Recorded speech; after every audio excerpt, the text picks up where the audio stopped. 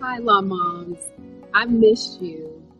I know it's been a while since you've seen or heard of me or seen my face, I should say. Part of that has been purposeful.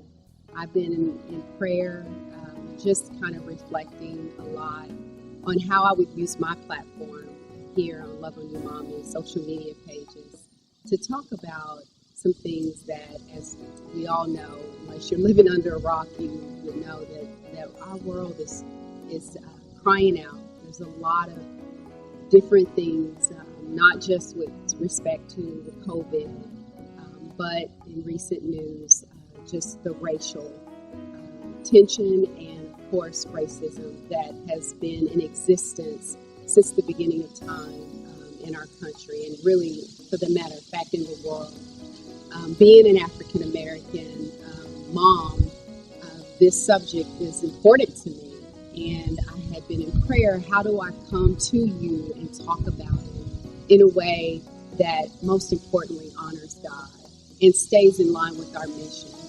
I will admit, I was scared. I was scared to come to you on this subject because I know how polarizing it can be and divisive. But through the prayer and through much encouragement for those that are so important to me and special to me, and talking to our board, I thought, you know what, the best way to come is in the way that I know how, which is just to talk about it. God has blessed me with the gift of gab, if you will.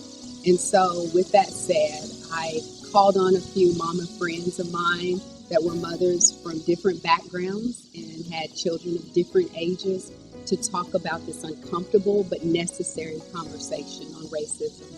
So I welcome you to listen in. I think it will bless you. I pray that it will convict you. And most importantly, I pray that it will bring about a heart of understanding and possibly really look at how can I be a part of the change that I believe God is doing right now in our nation. So join in the conversation. Thank you.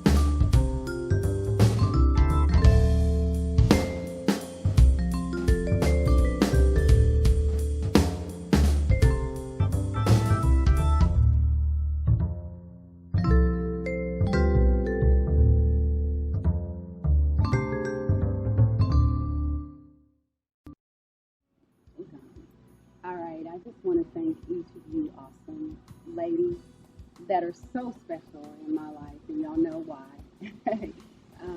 for being here and being open to have this conversation, a very important conversation, as we know what's going on in our world right now today.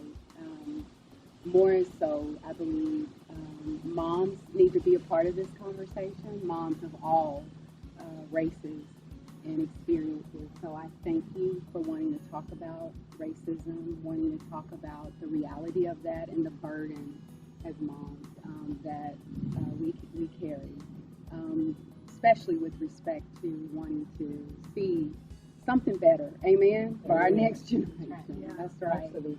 I know it. And so before we get started, I just wanted you guys to quickly go around the table and tell who you are and tell about your family just real quickly. Hi, I'm Joy, and my husband Romaine and I have been married 17 years, and I have 3 beautiful bundles of joy. Yes, she does. 15-year-old Bryce, 11-year-old Brooklyn, and our 8-year-old BJ. I am Mashia, and I am married to Christopher, and we have 2 beautiful children, Christopher Allen Jr., 10, soon to be 11, and 9-year-old Malia. Well, I guess I'll go. Most of y'all know my mug because I'm on this page a lot. But Jackie and my awesome husband, Ed Hardy, who is behind the camera. Can we give it up for my man, y'all? He is a videographer slash whatever. He's all the above. And then we have two wonderful children, DJ Hardy and Jayla. My name is Tabitha. My husband's name is Danny. We have 4 kids, 16, 13, 12, and 20 months. We only have one girl. She's our 13-year-old. The other one's a... Oh, boy. We're going to lay hands on you after What's her gross? So that's us. I'm Melanie. I'm married to Barrett, and we have 4 kids. 2 boys, 2 girls, 15, 12, almost 8, and 6. I'm telling you. Full house. Y'all are. I'm telling you. Yeah, I think altogether, I don't know how many kids that makes up, but we could start a community, I think. That's right. The number of kids that we have. Yeah, but no, and that's what I wanted. I wanted to discuss this very sensitive and can be hard topic with some of my mommy friends that have children of all ages and different perspectives. So again, thank y'all. And we'll just get right into it. Y'all ready? We're ready. So, as y'all know, God has just laid on my heart some different things to discuss. And so one of the things I wanted to talk about before we kind of go deep is just with one word, and anybody can jump in, describe kind of how you felt, when, particularly the George Floyd video, when that just kind of bombarded our television, that image of that policeman with his knee on George Floyd's neck. Just describe, if you want anybody, one word, what that did or what emotion you felt. I'll go first. My honest emotion at that moment was outrage. Pure and simple. It was unbelievable to me. It was to see him put his hand in his pocket, which I know is to apply more pressure.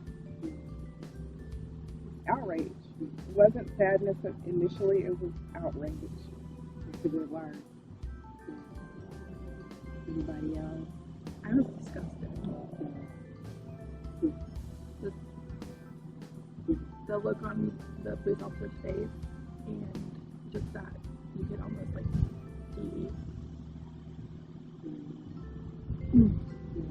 the Apathy. it was just or I don't even know what to call it, but it was just I just felt so disgusted by looking at the whole image and just thinking that this is so blameless. Right. No, that's good. I think we could all agree to that. Does anybody else have any one word that kind of came to mind when you were seeing that image? I think for me, I definitely agree with you, Michelle. It was definitely outrage, and I was just, I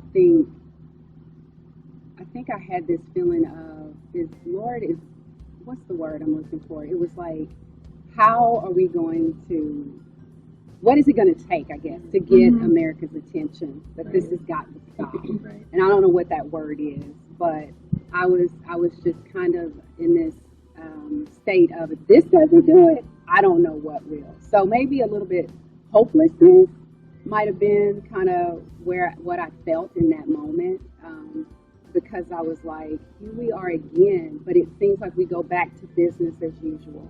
And so because of that, seeing this image, why are we kind of shocked, I guess, if you will? But I just felt kind of a sense of hopelessness, like, will things ever change? Yeah. And, with that, I've been, trying to always be honest about where my heart is. And so where is y'all's heart? Like, if you were to do a heart check, 1 being, I'm still very outraged or saddened, to 10 being, I feel some hope, has come back, with respect to, at least now we're seeing more conversations being had. more acknowledgement that, you know, racism is prevalent.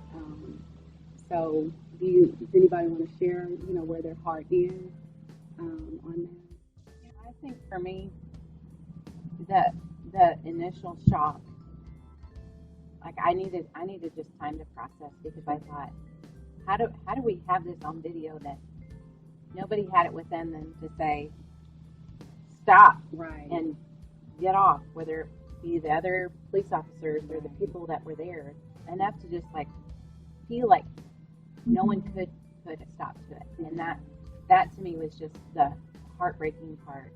I feel like, can it get any worse than that? Sure. You know, so I do have hope that I feel like it has created an opportunity for people to see the system. Right. Because if you don't feel like you can put a stop to something that you're seeing happening, you know, Amen. there's a bigger problem. So I think that's where people are like, oh, we have to do something. Right. And I think that's where I would say the majority of people are like, yes, we're gonna do something. But I think there's still a lot of confusion about what to do and how do you get it. Becky, going back to your first question, just one word. My one word was how. Yeah. How do we find ourselves here in 2020? How? I wasn't even outraged because it is reality. Right. But how and why? Why has it taken this long? Why? In the natural, I do feel hope. In the natural. Right. My flesh, my outer man. But because my hope is in Christ Jesus, I know that all of this is working for all of our good, to bring us together, to bring awareness. But it's only the hope in Christ. Only that. That's good. That's right. Amen. Yeah. That's what I was going to say about the heart check. When I'm operating in the flesh, I remain in outrage. When I think about the greater good and how God is going to turn this around for our good, for the good of this country, for us as people, as humans, I do remain in a state of hopefulness. But it varies. Yeah. Some days I'm completely in flesh That's and I'm good. outraged. And I think all of us can relate to that, because I feel you, I'm the same way. You know, because we live in a social media driven world, so those images are there, they're constantly there. And so you may be fine in the sense of feeling hopeful, but then you'll see that image again, and then it just takes you back to that outrage. Absolutely. So I appreciate your honesty on that. And I think a lot of moms could relate to that. Absolutely. But I love the bow you put on that, Joy, is that when we have to, you know, have those supernatural eyes and the heart of Christ to say, God, even though I don't see it right now and I don't understand this, but I have to trust that good will come from this. Yeah. And it doesn't feel good. No, it doesn't. It doesn't. It's scary. Yeah. It's, it's not a place that I would choose to be in in 2020. But our hope has to be in Christ, and we have to be led. Our motives have to be driven by Him. Our conversation has to be driven by Him. Obviously, we're probably I'm overly sensitive. What does she mean by that? Right. What was the intention? And it's only through Christ that we can understand each other's heart and the purpose behind, the purpose behind the plan. Absolutely. And that kind of drives me to my next question. Personally, can any of y'all speak to having, I know I'm looking more on this side of the table, but experienced racism or witnessed racism, because it could go either way. But I know I'll tell this story. When we first moved over here, I was on Denton Highway and just gotten off 820, and I had a car full of household stuff because we just bought our house. And I was at a stoplight, and I'll never forget. I see in my rearview mirror this red pickup truck, and it's two big Confederate flags just blowing in the wind. And I just remember tensing up, growing up in the South. That's an image that we're used to seeing. And I thought, okay, God, just look ahead. Don't look to the right. Don't look to the left. But, of course, we got to the stop sign, and just naturally I turned. And he grabbed the flag, and he just started, rubbing it up against his face. I knew he was sending a message to me. And I thought, where am I moving to? Lord, this is not what I hope is, the culture that I'm bringing up my babies to. But that stuck with me, and of course, I've been called the N-word growing up. I don't know if any of you guys have any personal stories that where you've experienced or witnessed racism. I don't have any recollection growing up. We grew up in the same hometown, obviously, but my cousin. So my first experience of racism, head on, was in corporate America. Wow. Where it was a difference made. We had a manager, and I remember I started out as an intern or a temp position. I'm sorry, it was a temp position, and I had a partner that we worked very closely with, and she was a Caucasian lady, and this was the day we were going to get our offer letters to become permanent hire. And so she had given me a pep talk, and she was like, don't go in there and accept what they give you, demand more, advocate for yourself and demand more. And so she had gone first, and she came out, she told me her salary, and the offer letter that I got wasn't even half of what she demanded. I don't know what her starting point was, but it wasn't even half. And so I remember feeling so small. Yeah. And I didn't advocate for myself in that moment because I was so stunned. Right. Of course, corporate America is so hush-hush on, salaries and things of that nature. But we had connected. We made a friendship. So she was, honest with me about her letter, and she showed me, and she was excited, and I was excited for her. And then I thought I was going to go in and get something very similar. Comparable, And it wasn't. And your worth. Yeah. Right? Yeah. How they And I couldn't help but to think that it was because of my skin. Because on paper you had the same skills. We had the same credentials. Actually, I would say that I was more qualified. Sure. I had a degree. I had done it before in another job. Experience. I had experience. And she was brand new, out of a community college. Not to minimize that at all, but no, I just was stunned. Right. And I didn't advocate for myself. Right. But going forward, it made me aware that there's going to be a difference made. Mm-hmm. That's good. I don't know that I ever really had an opportunity growing up because elementary, middle school, high school, and then I also attended an HBCU, Historically Black College and University. So I was always around Black people. Right. Always. Sure. And of course I knew I was Black and other races exist, but I was never around Hispanic. My mom was very intentional on exposing me to things that my friends weren't doing. So I had white friends. Right. We did white gloves and party manners. And I did ballet. And I never thought of it as an opportunity to be exposed to somebody different. I was just doing white gloves and party manners or ballet. And I took piano. But I never was exposed to anything other than Black people. Yeah. So I didn't know really what racism. Right. I never really had an opportunity. I was reminiscing the other day. I watched the movie The Help. Mm-hmm. And as I watched the movie, something tugged on my heart. Because in college, I babysat for several white doctors, white nurses. One guy owned a car dealership, but all of them were white, and they were friends. And I thought to myself, I think I was the help. You didn't know it, right? And I didn't know it. I had no idea, right, but sure. I was never, and even as an adult, I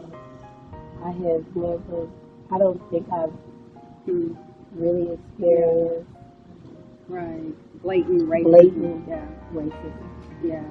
And to Mashia's point, systemic racism is very real, and it's in corporate America, it's in schools, amen. I know you're right, my friend. It's in criminal justice system, and so racism is a broad term, but it can infiltrate in every aspect of your life, and so it's something that I think, and y'all can speak to this too, as moms, it's something that you just kind of know, and you parent your child with that reality, even though it's not their reality presently, but you know that they're somewhere down the road, it will be their reality. I tell that to my kids all the time. I tell them all the time, y'all are blessed. You were able to go to a private school part of your education. You live in, a nice, for the most part, neighborhood where, our neighbors are very friendly. I said, but please don't mistaken that is the norm always. That there are people that merely by the color of your skin will automatically judge you and have a different view about who you are, and that's been really something that DJ is really trying to learn and understand as he's now 16 years old, because he's never really, I don't know with you, Mashia, or your kids, Joy, have had even to really come to that realization yet. We had a conversation with my 10-year-old. He was reading a book, and the name of the book escapes me. But in the book, it was about I think it's called The New Kid, now that I'm saying it out loud. But this kid goes to a school, it's new, and he has to experience racism. And so sometimes I do corny things like make them give me a book report. So I'm like, tell me about the book. Tell me, how do you relate to the book? And he's like, I don't. And he was like, he's a new kid. I kind of went to school with all my friends. I've known him since kindergarten. And nobody thinks I'm any different than they are. So he had, and in that moment, it was just like, okay, kids, but you have to understand, one day you will have to understand, you're gonna experience, there's gonna be a difference made. They're gonna point it out to you. And so we had to have that conversation very, at spur of the moment. Sure. It wasn't anything, sit down and plan. But yeah, he couldn't relate at all, because I go to the best schools and all my friends are cool, and nobody points out that I'm black and I'm not the new kid, and Mom, you hang out with your Caucasian friends and nobody sees us any different. But this kid in the book was, being tortured because of the color of his skin. Wow. And he just couldn't relate. Yeah. Yeah. And on one hand, you're grateful. I am. But on the other hand, I'm like, I get it. It's not going to be reality your whole life. Right. Mm-hmm. And having to prepare their heart for that. You know what I mean? That's hard. That's really, really hard. Yeah. But I think there's some hope in that right. too. That the generation will be different. Just like our generation is different than what our parents' generation does. And some of that stuff is still there and still lingers. But there's hope that there's a new generation that's coming up. A shift. I was just talking to Eliza about that the other day, my 16-year-old, and I was like, if we could just shift to where being racist is like the worst thing. Yeah. Like, more people look at it like with disgust and with not trying to justify it and say, Like, I want to know your side. I want to empathize. I want to sit where you're sitting because I don't know. And I'm not going to pretend to know, but I want to do for you whatever I can. But I don't want to take your voice. And I just can't wait to see the tide shift in the other direction. And I do see that coming in our future generations. Yeah. And as moms, that's good, right? That's saying, Lord, that's encouraging that we have to stay the course because we're seeing some of the fruit of that. Mm-hmm. And on that vein, Tab, when you talking to Elijah, the national conversation has been white privilege, and it does. It's kind of like Black Lives Matter. It's like, man, landmines. What is that? I don't have white privilege, or all lives matter when you mention Black Lives Matter, and it's just such divisive, polarizing, tones that come that garner that kind of tone when you bring those things up. But we're just speaking to you and Mel. Do y'all believe in white privilege? With respect to, there's certain things that I know my son DJ, for example, he was at a friend's house, and this friend was Caucasian. Another friend of his is mixed. He's Hispanic and Black, and they would walk in the neighborhood, and DJ said that his friend was going around to everybody's basketball goals and dunking on them, right? And he's like laughing, telling me this, and I was like, dude, hold up, that's not funny. I said, dude, you can't do that. And again, kind of like CJ, it wasn't even in his vernacular of, I'm an African-American boy. There's a certain way I got to carry myself.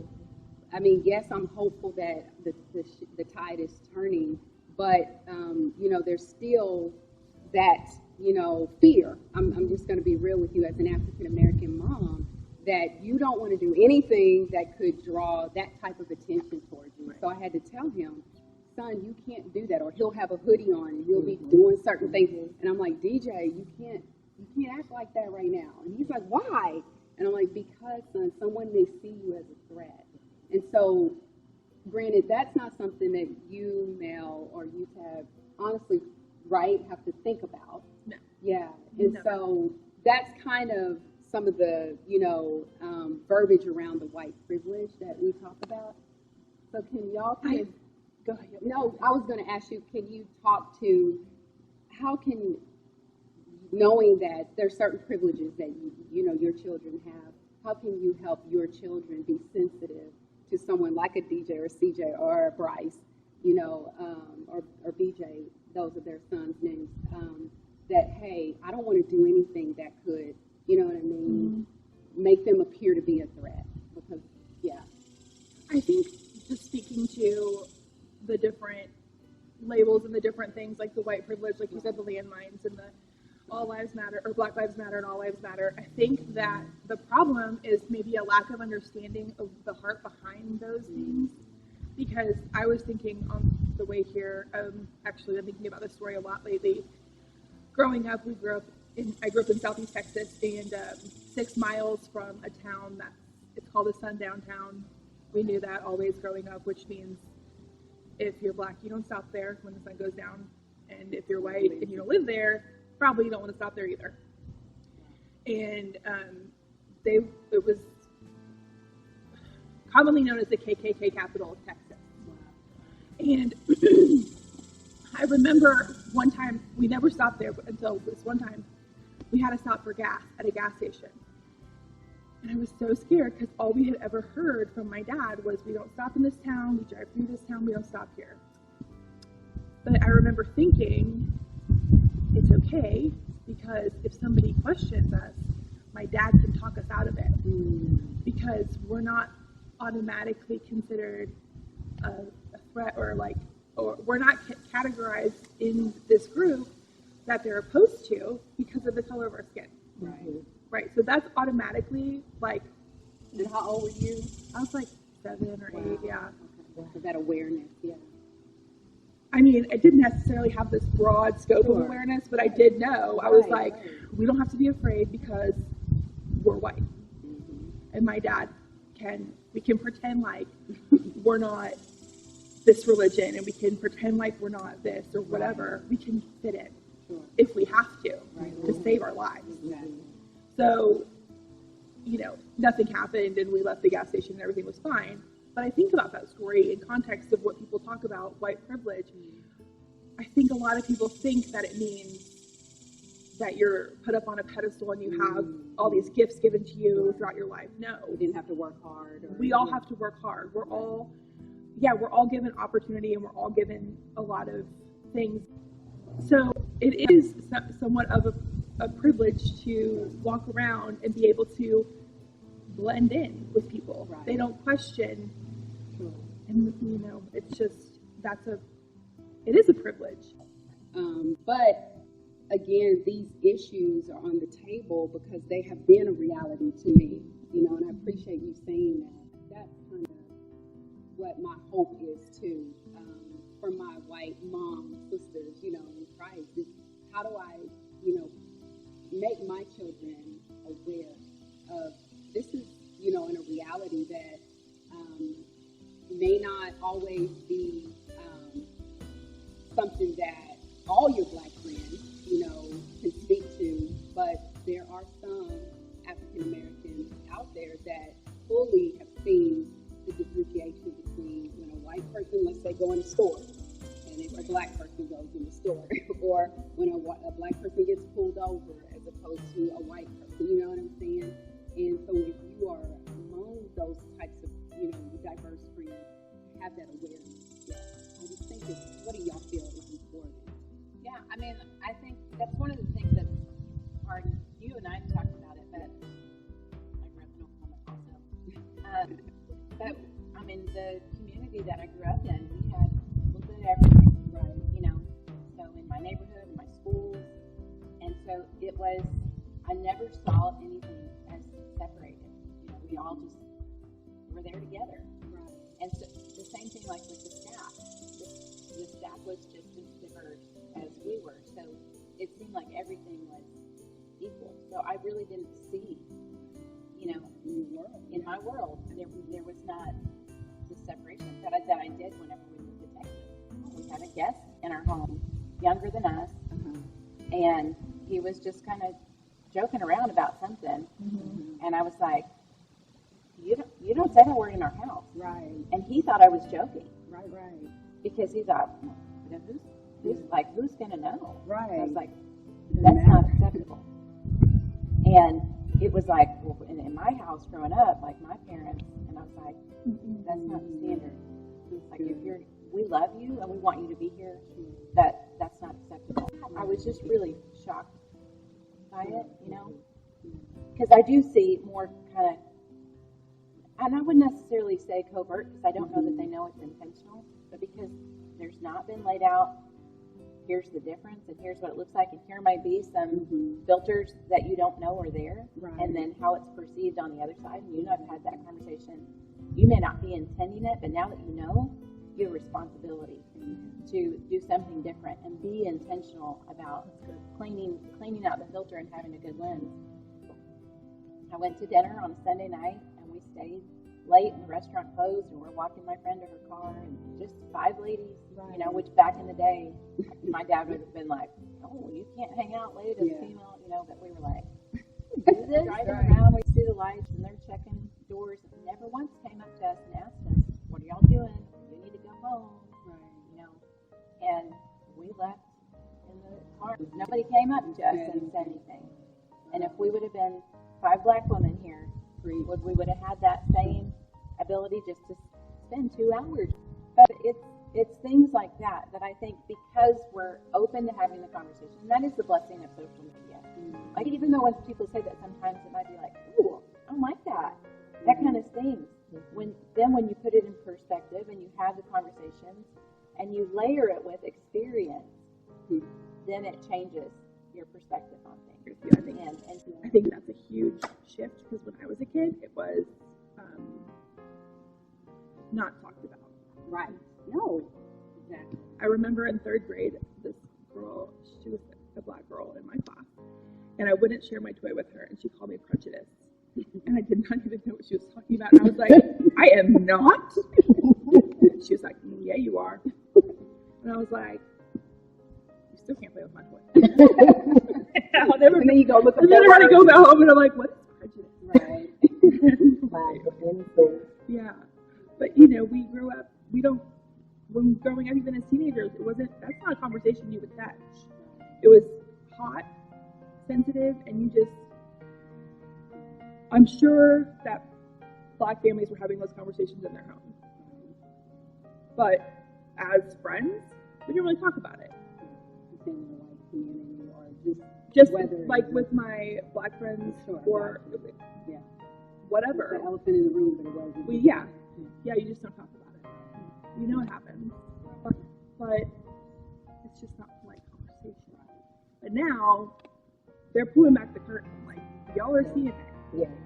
There's video proof that these things are happening, and I think that this generation, like you said, like DJ and Elijah's generation, are feeling that supernatural pressure that's stirring in their spirit to see the change. Like, we wouldn't need a Black Lives Matter movement if we had the heart change sweep through and people have pure heart and see people as equal. But that's just not where it sits right now. But they can change that. They just have to keep the conversation going, keep it open. Life experiences sometimes govern how to have the conversation. Because as I think back, when Bryce was graduating to middle school, his fifth grade buddies, they were in the cafeteria, kind of laughing, but this was the end of the school year, so maybe 2 or 3 days left in school. And one of his buddies called him a nigger. Oh, wow. And I think it startled Bryce more than anything, but he punched him. So now they're, in a fight, really. Right. But that was his first encounter,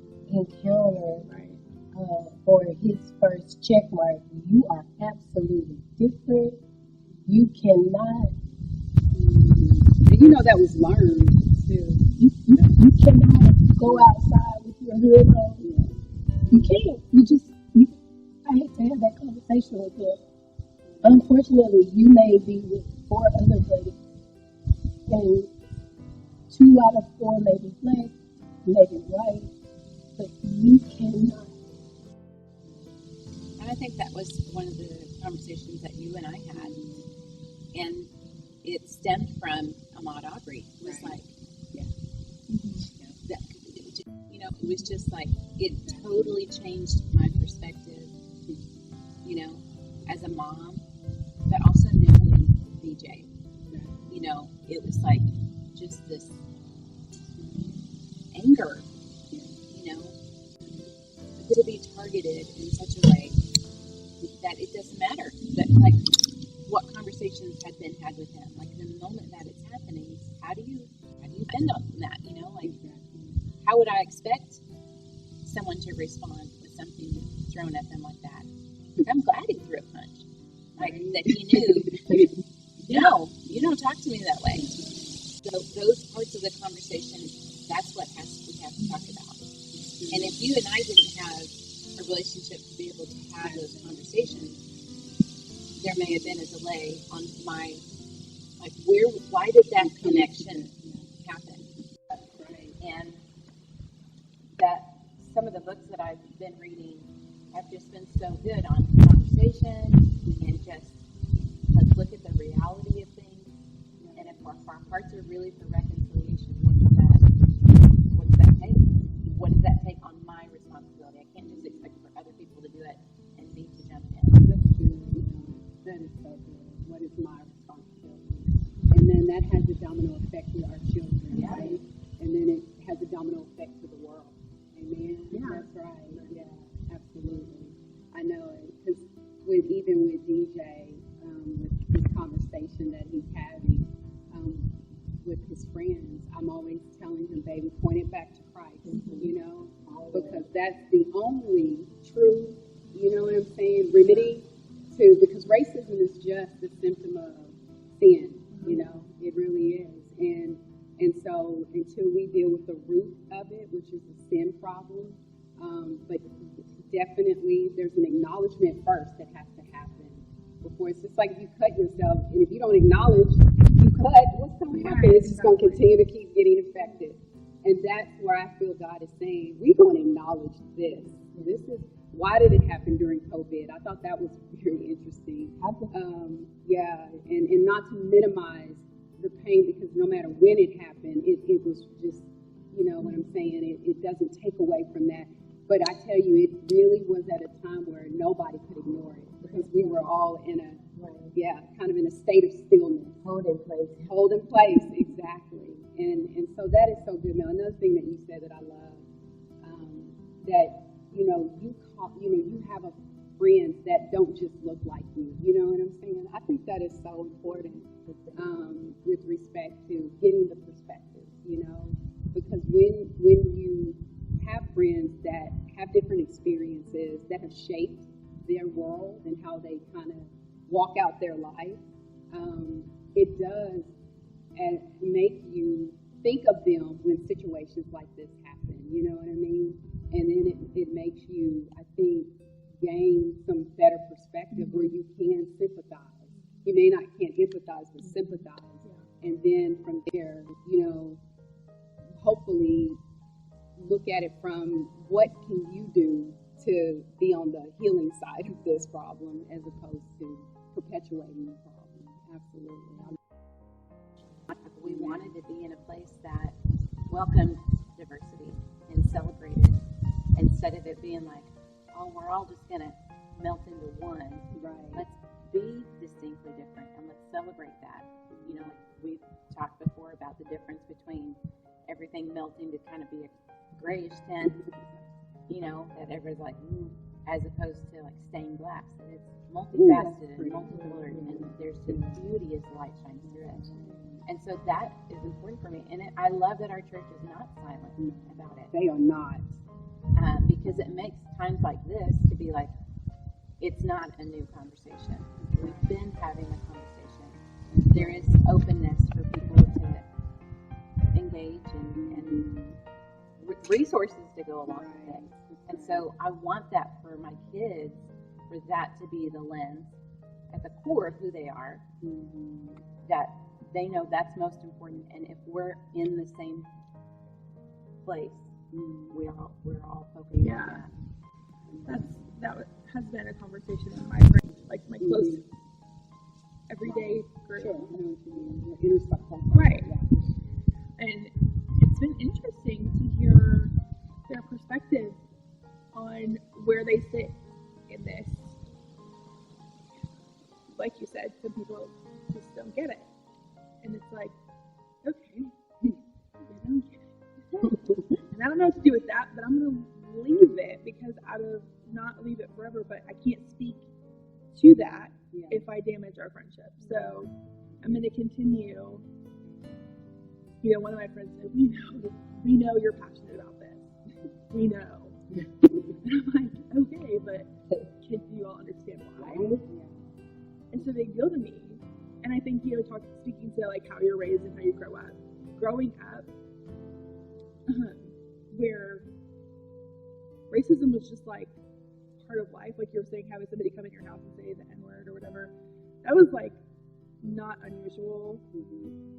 And it was, I guess, that made me more aware of it. Like, I know that it exists. You can't tell me it doesn't, because I've literally seen it. And I think that there are people that maybe have never seen it, like y'all have said, like you never really had a personal experience, or you didn't know people still talk like that. And I'm looking at my friends, and they're like, it's not like that. I'm like, it is like that. It is like that. Like my cousin just got told the other day by a boy in school that he likes her hair because it's not as N-wordish as the other ones.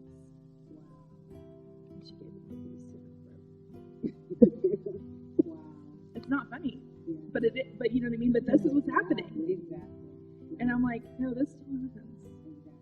And if we don't start to recognize it, and we don't start coming together, because like we're not the same person.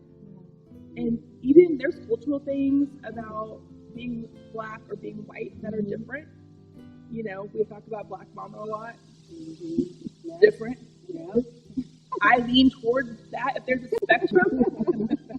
But, How we parent yeah, culturally is Yeah, different. it's different. It is. Right. But I think the more we come together, the more we'll have an understanding of like, oh, she's not yelling at me, she's just excited, That's the thing. right? And it's like, I understand that now. Oh, she's just worked up. Like, it's not, she's not coming at me, Right. or vice versa. Yeah.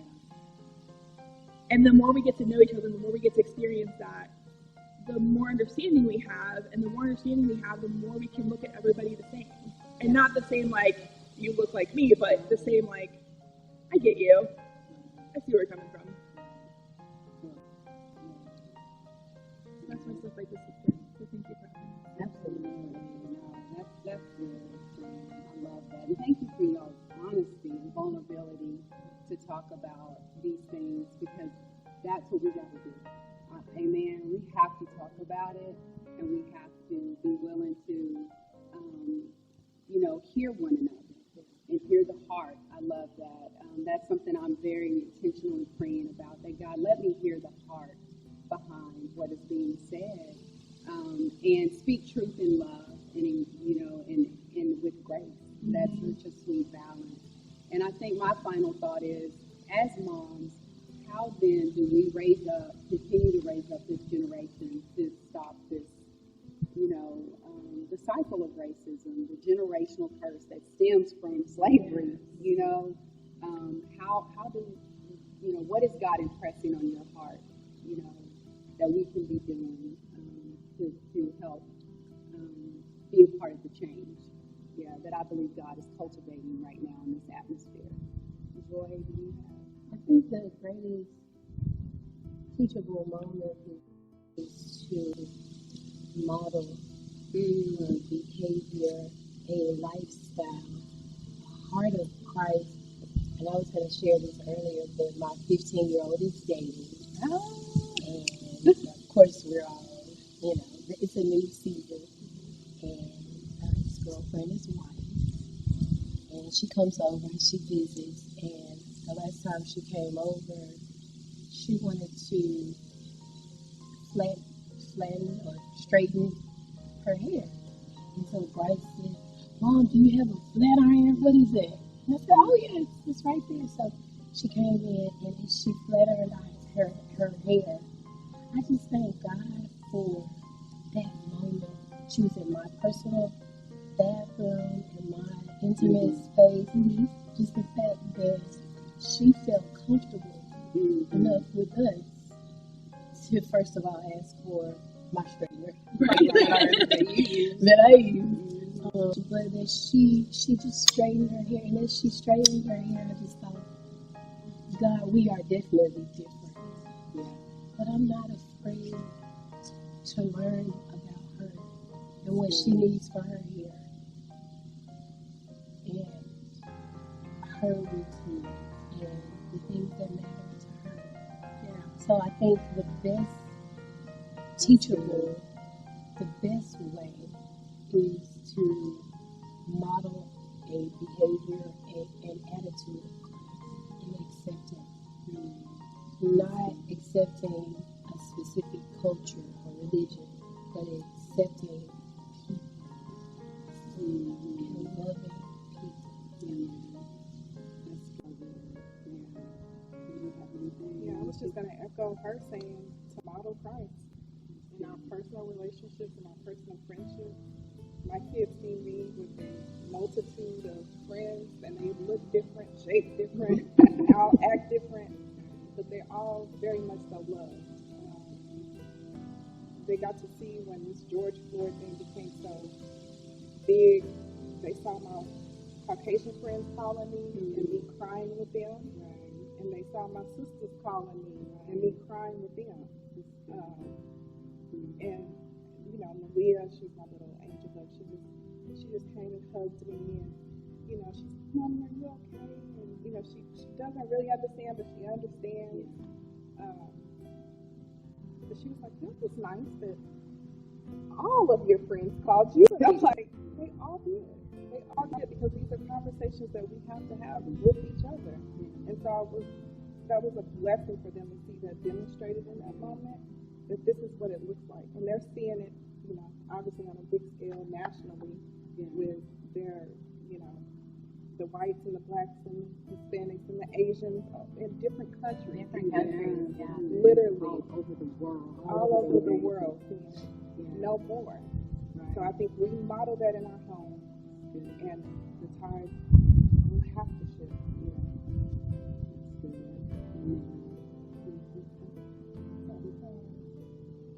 Yeah, I think if we continue, like you said, to shift the tide and model it in our homes, because racism is a heart issue. It's like you said, that we've all addressed, like it's a sin issue, and you can't tell. Nobody walks around with the label. Some people walk around with the label. Let me just say, I can't say nobody. Some people walk around with the label, but most people don't walk around with the label saying, "I have racism in my heart," and some people don't even know. And it's uncomfortable to have the Lord search your heart sometimes, and there can be some combativeness between you and the Lord. Like, I don't believe that. Like, I don't, But if you do get true and honest with yourself and come to the feet of Jesus and just say, like, search my heart and make it right. Like, help me see what I can do, what I can change, who I need to be. And then maybe, hopefully the tides will shift. And if we keep encouraging our kids to have these conversations and keep encouraging them to spend time with anybody and pointing out the goodness and, teaching them what's good. We don't have to focus on all the negative. We can focus on the good and keep that going and keep that flowing. And then that's my prayer, that the tide will shift. And then eventually people will start feeling that holy shame for being racist. That's convicting. Yeah. Right. Yeah. Good girl. You, my love. I think, we're just meeting. I know the three of us can be very vocal. And we don't have issues speaking our minds. Our families know that. So my family is used to seeing that model. Like, we call it out. My kids love to make up jokes, and it's usually at the dinner table. And so sometimes, whatever rhymes with, and I'm like, oh my gosh, you don't say that word. You don't even know what that means. You've never heard that word before, but they're like, what? What does that mean? Like, no. So they're used to, in the moment, we call that out. We say that in the moment. So I want for them to be bold about that. And I would hope that if my son were there with your son, that he would know, you haul up and you hit that. You don't let that happen. Don't make it put on him like, you're not going to call me that. You stand up and say, that's not okay. We don't do that. We don't treat our brothers like that. We don't treat each other like that. And just for them to know, like, all together, it is about building each other up and finding a way to find that common, like you and I had that conversation. It's like, well, Jackie, you and I aren't really that much different. Right. We have so much in common. And that helps, because then you see the difference is very small. Our experiences are certainly different, but that's because of what we have in common. We get to share about those different experiences, which just helps to level things out, to say, okay, I will fight for you, and I'll fight for your kids, and I know you'll fight for me, and you'll fight for my kids. And I think that's my prayer right now, is to see people coming together to say, people are weary, and why do people shout? Because when you're not heard, you either shut down or you shout. Right. And so pick up so that they can have a rest. And let's go before together to say, I don't understand. I don't have the same experiences, but I recognize it's not okay, and I will fight for that. And I think that unity that we're looking for, that's biblical. Yeah. And that's where that reconciliation happen because of Christ, because He's gone before us and already shown us what it looks like. When we recognize where we're missing that mark, which is what sin is, then you call it out. That's good. Amen. Oh, I love that. And you know, I all of y'all, 1,000,000,000,000% agree. I couldn't add to this rich nuggets of wisdom that y'all gave. I will tell you, I've been listening to Dr. Tony Evans, and I love him. And there were practical things that he's also saying that we can do. And I've been with DJ too, impressing that on him. You know, he said first it's family. Second, it's first it's you personally looking at that, your own heart. That's right, and examining that. And then second, your family. Third, he said your community. Fourth, your church, and then sixth, civically. And so even with DJ, with him doing this kind of conversation of injustice, thing that he's doing, I challenged him. I said, babe, you're conversating, but what's the next step? Yeah, what's our next step? And I said, if it's writing your congressman, if it's, looking to do some kind of serving that supports the mission of wanting to fight injustice, then let's put some action to those conversations, baby. And so I'm being convicted in my own self to say, okay, Jackie, what are you doing? If change.org comes across where I would maybe ignore it, I'm reading it and I'm like, okay, I can get behind this. I want to financially support this because this is helping, fight injustices that I believe in and I stand for. And so I definitely think that we conversate, we grieve, we acknowledge, but then we say, okay, Lord, whatever that looks like, because it's different for everybody, but encouraging our kids to say, okay, let's put action to these words. I think that is so important. Yeah. And so I love y'all. Thank y'all for doing this. It means the world to me. Because I was nervous, I will tell you, to have this conversation on the Love on Your Mommy platform, just because I didn't want it to be polarizing. But as things began to, stir in my heart, God was saying, you need to speak. And there are moms that will want to hear from other moms, and because we all are the same, in so many respects. And so I said, okay, God, and He put each of y'all on my heart. So I love y'all and I thank y'all for doing this. Thank you, and that's a wrap.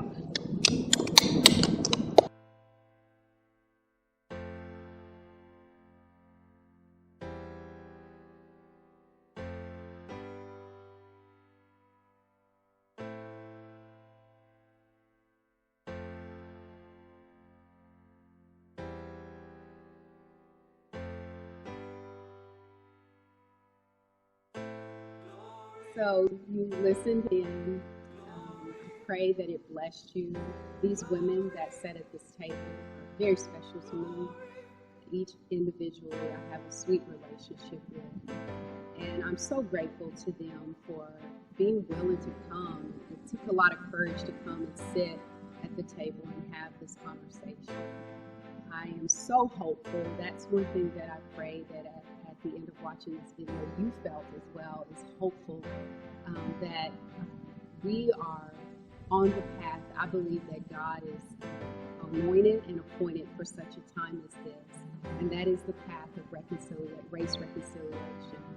And as moms, I know many of you are certainly looking at how can I, as a mother, make sure that this, of course, curse, which is a symptom of sin, racism, stops in my home and in my children's home. And so I'm excited, and I'm certainly, again, hopeful that God is breaking that chain of racism.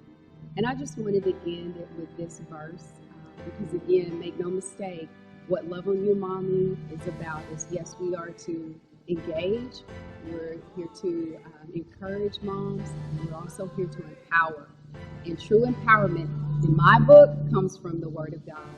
So I'm going to close with this scripture, and I just pray that it will minister to your heart as we continue this journey to race reconciliation. And it says, and this is out of Ephesians, 2:14. It says, "For he himself is our peace, who has made the two groups one and has destroyed the barrier dividing the wall of hostility by setting aside in his flesh the law with its commands and regulations. His purpose was to create in himself one new humanity out of the two, thus making peace, and in one body to reconcile both them to God through the cross." Thank you for the cross, by which he put to death their hostility. He came and preached peace to you who were far away, and peace to those who were near. Amen and amen. Thank you, Lord.